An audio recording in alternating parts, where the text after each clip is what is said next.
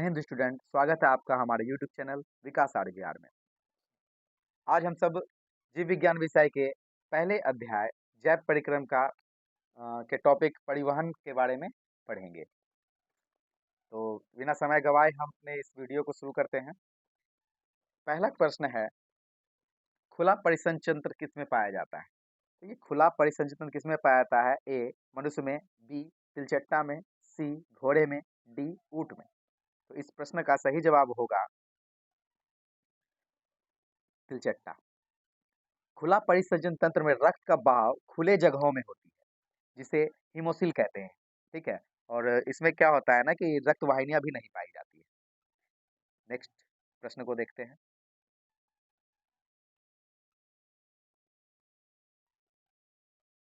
मानव हृदय में कोष्ठों की संख्या कितनी होती है? ए 2, बी 3, सी 4, डी 5। तो मैमेलिया वर्ग में ये मानव आता है जिसके हृदय में कोष्ठों की संख्या होती है 4। अगला प्रश्न है,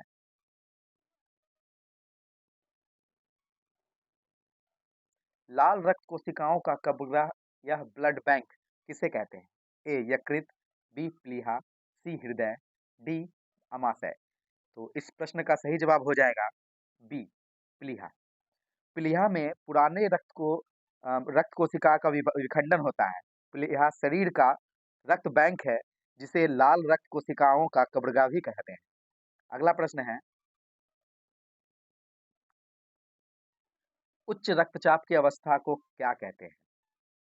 तो ए हाइपोटेंशन, बी हृदयाघात, सी हाइपरटेंशन, डी पक्षाघात। तो इस प्रश्न का सही जवाब हो जाएगा ऑप्शन सी हाइपरटेंशन। ये एक बहुत ही खतरनाक रोग है। अगला प्रश्न की ओर चलते हैं। ब्रेन हेमरेज का मुख्य कारण क्या है?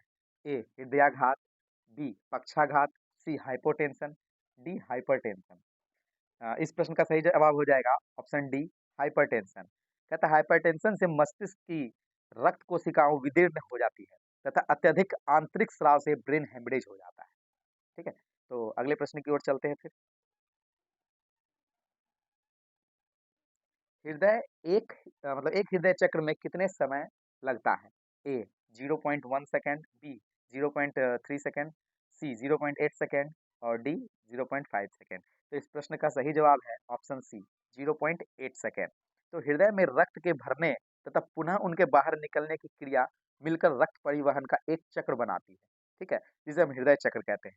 और हृदय चक्र में 0.8 सेकेंड का समय लगता है।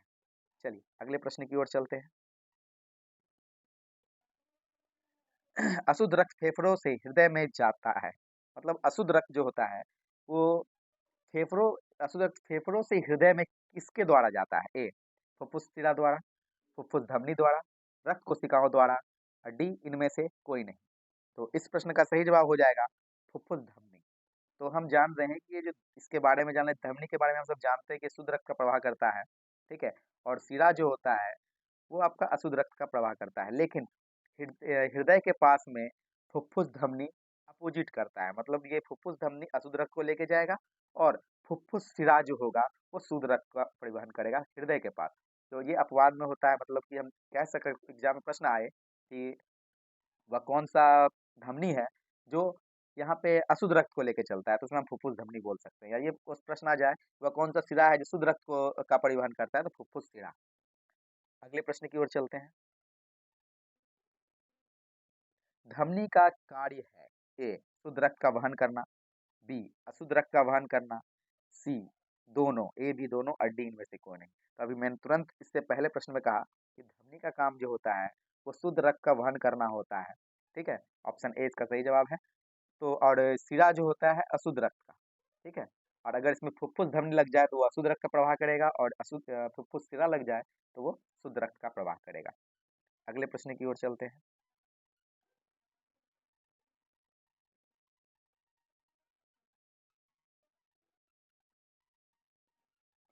ये कोशिकाएं रक्तस्राव को रोकती है। ए लाल रक्त कोशिकाएं, बी सफेद रक्त कोशिकाएं, सी लसिका, डी प्लेटलेट्स कोशिकाएं। तो इसका सही जवाब हो जाएगा ऑप्शन डी प्लेटलेट्स कोशिकाएं। ये रक्त का थक्का बनने में सहायक सहायक होता है। अगले प्रश्न की ओर चलते हैं। रंध्रों द्वारा जल का निष्कासन क्या कहलाता है? तो ये बहुत ही आसान प्रश्न है। ऑप्शन ए प्रकाश संश्लेषण, बी उत्सर्जन, सी वाष्पोत्सर्जन, डी श्वसन। यहाँ नौ छूट गया है, श्वसन। तो इस प्रश्न का सही जवाब हो जाएगा वाष्पोत्सर्जन, है ना। वाष्प जोड़ उत्सर्जन, मतलब रंध्र द्वारा जल जो वाष्प के रूप में निकलता है, इसी हम इसको कहते हैं वाष्पोत्सर्जन। अगले प्रश्न की ओर चलते हैं। वाष्पोत्सर्जन का क्या महत्व है? तो ए खनिज अवशोषण एवं दहन, बी जल का परिवहन, सी ताप का संतुलन, डी इनमें से कोई नहीं। ये तीनों काम ये वाष्पोत्सर्जन क्रिया द्वारा होता है। इसीलिए हम कह सकते हैं कि वाष्पोत्सर्जन का महत्व, ये इसका सही ऑप्शन आंसर जो हो जाएगा ऑप्शन डी इनमें से सभी। अगले प्रश्न की ओर चलते हैं। रक्तचाप क्या है? शिशुओं में रक्त प्रवाह का दबाव, केशिकाओं में रक्त प्रवाह का दबाव, महाधमनी एवं उसकी शाखाओं में रक्त प्रवाह का दबाव, और डी इनमें से सभी। इस प्रश्न का सही जवाब हो जाएगा ऑप्शन सी महाधमनी एवं उसके शाखाओं में रक्त प्रवाह का दबाव। अगले प्रश्न की ओर चलते हैं।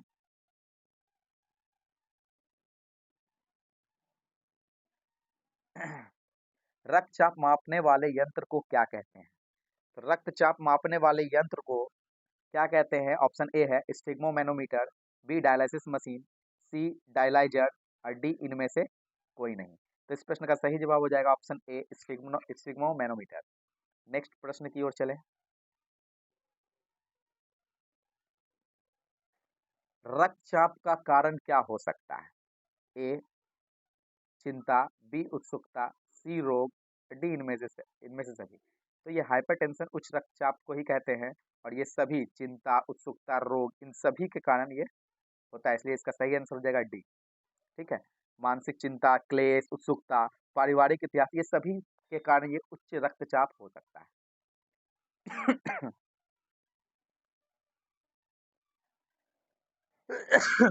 नेक्स्ट प्रश्न की ओर चलते हैं। हृदय से रक्त को संपूर्ण शरीर में पंप किया जाता है, मतलब कि किसके द्वारा रक्त को पूरे शरीर में मतलब पंप किया जाता है? ए फेफड़ों द्वारा, बी निलय द्वारा, सी आलिंदों द्वारा, डी इनमें से सभी। तो इस प्रश्न का सही जवाब है ऑप्शन बी निलय द्वारा। अगले प्रश्न को देखते हैं। किस जीव में रुधिर एक चक्र में सिर्फ एक बार हृदय में जाता है? ए गाय, बी पक्षी, सी मछली, और डी सांप। तो इस प्रश्न का सही जवाब हो गया मछली, ऑप्शन सी। अगले प्रश्न की ओर बढ़ते हैं। हीमोग्लोबिन को लाल रंग देता है?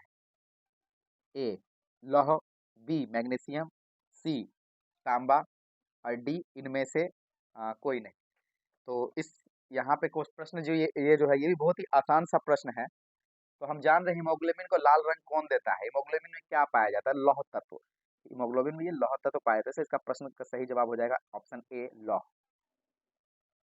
अगला प्रश्न। मनुष्य में श्वेत रक्त कोशिकाओं का जीवन अवधि कितनी होती है? ए 12 से 20 दिन, बी 20 से 30 दिन, सी 2 से 3 महीना, डी 4 महीने से अधिक। इस प्रश्न का सही जवाब हो जाएगा ऑप्शन ए 12 से 20 दिन। अगले प्रश्न की ओर चलते हैं। किस जीव में हीमोग्लोबिन नहीं होता है? ए मक्खी, बी मनुष्य, सी पक्षी, डी इनमें से कोई नहीं। तो इस प्रश्न का सही जवाब हो जाएगा ऑप्शन ए मक्खी। मक्खी में आरबीसी कोशिकाएं हीमोग्लोबिन नहीं पाया जाता, मतलब मक्खी में जो हीमोग्लोबिन मतलब कोशिकाएं होती है, ठीक है, उसमें आरबीसी कोशिका में हीमोग्लोबिन पाया ही नहीं जाता, इसलिए बोल सकते हैं कि मक्खी में हीमोग्लोबिन नहीं होता है। अगले प्रश्न की ओर चलते हैं। एक स्वस्थ मनुष्य का रक्तचाप होता है? ये तो बहुत ही आसान सा प्रश्न है। हम इसके बारे में ये भी जानते हैं कि किसी स्वस्थ व्यक्ति के रक्त में प्रकुंचन तथा अनुशीतलन का जो अनुपात होता है, उसी को हम ये रक्तचाप कहते हैं। तो ऑप्शन ए है 90/60, बी है 120 सॉरी 200/130, सी है 120/80, और डी है 140/160। तो ये बहुत ही आसान सा प्रश्न, ऑप्शन सी इसका सही जवाब हो जाएगा। अगला प्रश्न को देखते हैं। रुधिर क्या है? अगला प्रश्न है रुधिर क्या है? ठीक है। ए एपिथीलियम उत्तक, बी पेशी उत्तक, सी तंत्रिका उत्तक, डी तरल संयोजी उत्तक। ये बहुत ही आसान सा प्रश्न है ये। इस प्रश्न का सही जवाब आ जाएगा ऑप्शन डी, तरल संयोजी उत्तक। रक्त प्रवाह के दौरान शरीर के सभी उत्तकों का संयोजन करता है यह, इसलिए रक्त को तरल संयोजी उत्तक कहा जाता है। अगले प्रश्न की ओर चलते हैं। प्लाज्मा के अलावा रक्त में पाए जाते हैं, तो प्लाज्मा के अलावा रक्त में क्या क्या पाया जाता है? ए आरबीसी, बी डब्ल्यूबीसी, सी रक्त पट्टिकाणु, डी इनमें से सभी नहीं। ये तो बहुत ही आसान सा प्रश्न है। इस प्रश्न का जो आंसर होगा वो होगा ऑप्शन डी, इनमें सभी, क्योंकि उसमें आरबीसी, डब्ल्यूबीसी और रक्त पट्टिकाणु तीनों पाए जाते हैं। अगले प्रश्न की ओर बढ़ते हैं। सरीसृप के हृदय में कितने कोष्ठ होते हैं? ए 2, बी 3, सी 4, डी 1। तो इस प्रश्न का सही जवाब है ऑप्शन बी 3। सरीसृप के हृदय में 3 कोष्ठक पाए जाते हैं। अगला प्रश्न, रुधिर का कौन सा अवयव रक्तस्राव को रोकने में मदद करता है? ए लसिका, B plasma, C platelets, D इनमें से कोई नहीं। तो इस प्रश्न का सही जवाब हो जाएगा ऑप्शन सी प्लेटलेट्स। अगले प्रश्न की ओर चलते हैं।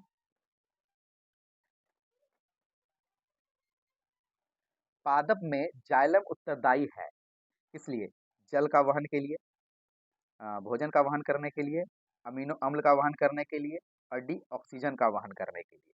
तो चूंकि ये पादप है, जो ये जाइलम है, हम जानते हैं कि जौ से जाइलम, जौ से जल, है ना। तो ऑप्शन ए इसका सही जवाब हो जाएगा। पादप में जाइलम का काम होता है जल का वहन करना। चलिए अगले प्रश्न की ओर चलते हैं।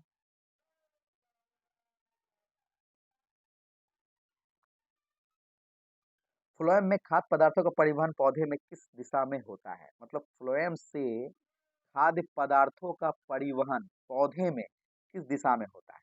तो हम जान रहे हैं कि पौधे में जो भोजन बनता है वो पत्तियों में बनता है, और उसमें से हमको, है ना, हर जगह पहुँचाया पर जाता है भोजन। तो इसमें पहले ऑप्शन देख लेते हैं, ऑप्शन क्या है? केवल नीचे की ओर, केवल ऊपर की ओर, ऊपर और नीचे दोनों की ओर, और डी इनमें से कोई नहीं। तो इसका सही जवाब तो हो जाएगा सी, क्योंकि पत्तियों में जो भोजन बनता है उसको ऊपर और नीचे हर जगह पहुँचाया जाता है। ठीक है? इसलिए हम बोल सकते हैं कि फ्लोएम में खाद्य पदार्थों का परिवहन जो होता है पौधे में ऊपर-नीचे दोनों दिशा में हो जाता है। और जबकि जाइलम की बात हुए तो वो जाइलम जड़ के द्वारा लिया जाता है, वो सीधा ऊपर की ओर जाता है। तो जाइलम में नीचे से सिर्फ ऊपर की ओर जाता है, लेकिन ये फ्लोएम का खाद्य पदार्थ में जो परिवहन होता है ऊपर-नीचे दोनों तरफ होता है। इसलिए इसका सही जवाब ऑप्शन सी हो जाएगा। अगला प्रश्न, हृदय के वेश्मों का शिथिलन कहलाता है? ए सिस्टोल, बी डायस्टोल, सी हृदय संकुचन, डी तालबद्ध संकुचन। तो इसका इसका सही प्रश्न, इसका सही जवाब हो जाएगा ऑप्शन बी डायस्टॉल। अगले प्रश्न को देखते हैं। हृदय मनुष्य के मछली के हृदय में कितने कोष्ठ होते हैं? ए 1, बी 2, सी 3 और डी 4। इस प्रश्न का सही जवाब है ऑप्शन बी 2।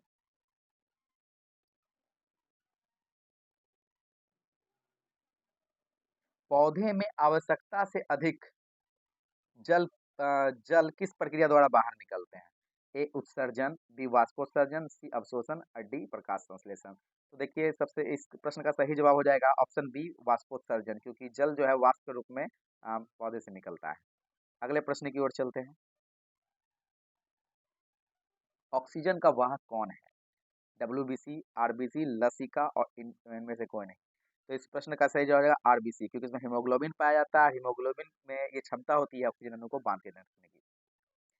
अगले प्रश्न की ओर चलते हैं। कौन सा उत्तक जल तथा घुलनशील लवण को मूल रूप से पत्तियों तक पहुंचाता है? देखिए, जल का वहन कौन करता है? तो जाइलम। इस प्रश्न का तो सही जवाब हो जाएगा जाइलम। ऑप्शन में तो यहाँ फ्लोएम, जाइलम, पैरेन्काइमा, पेलिसेट दिया, लेकिन सही प्रश्न इसका आंसर क्या हो जाएगा? जाइलम, क्योंकि जल का काम होता है जल का परिवहन करना।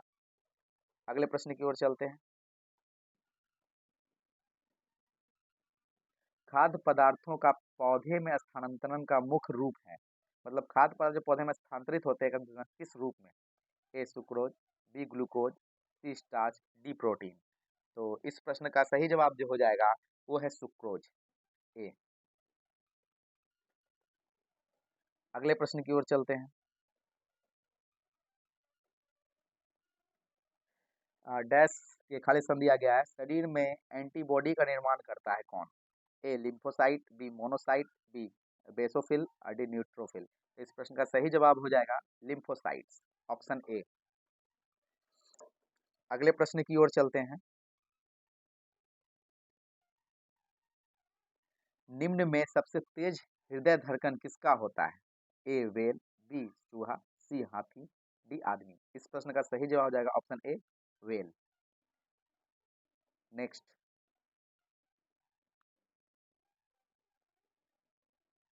फ्लोएम उत्तकों द्वारा कार्बोहाइड्रेट का परिवहन होता है। तो फ्लोएम उत्तक जो भोजन का स्थानांतरण करता है, तो कार्बोहाइड्रेट परिवहन किस रूप में होता है?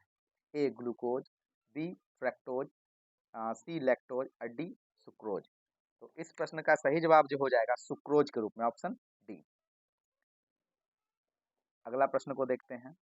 चालनी नलिकाएं पाई जाती है, ए जंतुओं में, बी जाइलम में, सी फ्लोएम में, डी एक कोशिकीय पौधे में। इस प्रश्न का सही जवाब हो जाएगा ऑप्शन सी फ्लोएम। ठीक है, मतलब भोजन का स्थानांतरण करने के लिए चालनी नलिकाएं पाई जाती है। अगले प्रश्न को देखते हैं। आरबीसी का जीवन अवधि, ठीक है, बहुत इंपॉर्टेंट प्रश्न है। ए 120 दिन, बी 180 दिन, सी 80 दिन, डी 220 दिन। इस प्रश्न का सही जवाब हो जाएगा ऑप्शन ए 120 दिन। अगले प्रश्न की ओर चलते हैं। संवहन उत्तक के रूप में पाए जाते हैं epidermis, xylem, phloem, D B और सी दोनों। तो बी सी में क्या है? Xylem phloem. हाँ, तो ये संवहन उत्तक जो होता है ये दोनों हो जाता है, इसलिए इसका ऑप्शन सही हो जाएगा ऑप्शन डी। ये संवहन उत्तक में जाइलम और फ्लोएम दोनों होता है। जो पेड़ पौधे में जाइलम जल को पहुंचाता है, फ्लोएम भोजन का स्थानांतरण करता है। अगले प्रश्न को देखते हैं। भोज्य पदार्थ का परिवहन किनके द्वारा होता है? ए फ्लोएम, बी जाइलम, सी स्टोमेटा, डी इनमें से सभी। ठीक है, तो इस प्रश्न का सही जवाब हो जाएगा ऑप्शन ए फ्लोएम, क्योंकि अभी मैंने तुरंत कहा कि पौधों में भोजन का परिवहन जो करते हैं वो फ्लोएम उत्तक करते हैं। अगला प्रश्न है। कौन सा रक्त समूह सबसे रक्त ले सकता है? यहाँ देने वाली बात ना, रक्त लेने वाली बात है। यहाँ ऑप्शन ए है ए, बी है बी, सी है ए बी और डी है ओ। तो इस प्रश्न का सही जवाब है ऑप्शन सी, मतलब ए बी ग्रुप वाले जो भी व्यक्ति होते हैं वो किसी से भी रक्त ले सकते हैं। अगले प्रश्न को देखते हैं। निम्न में से कौन सा रक्त सबको रक्त दे सकता है? पहले लेने वाला था, अब देने वाला है। तो ऑप्शन ए में ए, बी में बी, सी ए बी और डी ओ। इस प्रश्न का आसान सा प्रश्न है ये, और इसका जवाब हो जाएगा ऑप्शन डी। ये ओ रक्त समूह वाले लोग होते हैं, किसी को भी रक्त दे सकते हैं। अगला प्रश्न को देखते हैं। संतान का रुधिर वर्ग किस पर निर्भर होता है? ए जलवायु पर, बी आसपास के वातावरण पर, सी माता पिता के रुधिर वर्ग पर, डी इनमें से कोई नहीं। तो संतान का रुधिर वर्ग जो होता है वो निर्भर करता है माता पिता के रुधिर वर्ग पर, ऑप्शन सी इसका सही जवाब हो जाएगा। आज की वीडियो में इतना ही। मिलते हैं नेक्स्ट वीडियो में अगले टॉपिक को लेकर के। फिलहाल ये सभी प्रश्न मैट्रिक एग्जाम के लिए और सभी स्टूडेंट जो कंपटीशन तैयारी करते हैं उसके लिए बहुत ही ज़्यादा महत्वपूर्ण है। धन्यवाद।